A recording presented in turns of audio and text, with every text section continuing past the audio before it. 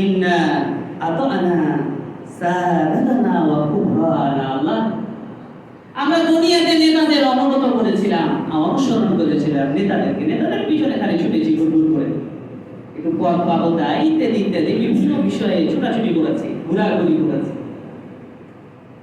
কুবরানা, যারা বড়রা ছিল, যারা মাতাব্বর ছিল, তাদের পিছনে ঘোরাঘুরি করেছি।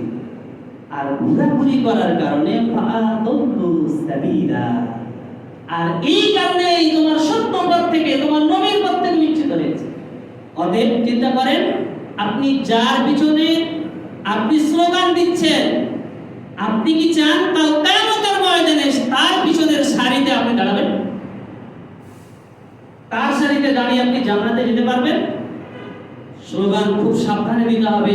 এই কণ্ঠ আল্লাহর দেওয়া, আল্লাহর জমিনে তাওহীদের কণ্ঠ আপনার কণ্ঠে বেজে উঠবে। এমন ধ্বনি আপনার কণ্ঠে প্রতিধ্বনিত হবে না যার পিছনে আপনি কিয়ামতের ময়দানে দাঁড়াতে চান না। অনেক মানুষই আছে আজকে আমরা দুনিয়ার সামান্য একটু মোহে পড়ে, লোভে লালসায় পড়ে অনেক স্লোগান দিয়ে থাকি, সত্য আর মিথ্যা এক জায়গায় একত্রিত করে ফেলি। কিয়ামতের ময়দানে তার পিছনে দাঁড়িয়ে আপনার হাসর হবে। আপনি কি চান? যদি চান তাহলে অবশ্যই ঠিক আছে যে না, আজকে আমি যার পিছনে স্লোগান দিচ্ছি এমন মানুষের পিছনে দাঁড়িয়ে আমি কাল কিয়ামতের ময়দানে দাঁড়াতে চাই। কিন্তু অনেকেই জানেন আমার ওই ব্যক্তি কাল কিয়ামতের ময়দানে লাঞ্ছিত ছাড়া, অপমানিত ছাড়া সামনের সারিতে আসতে পারে না। এটা কিন্তু যদি বুঝতে পারেন অবশ্যই পরিত্যাগ করতে হবে।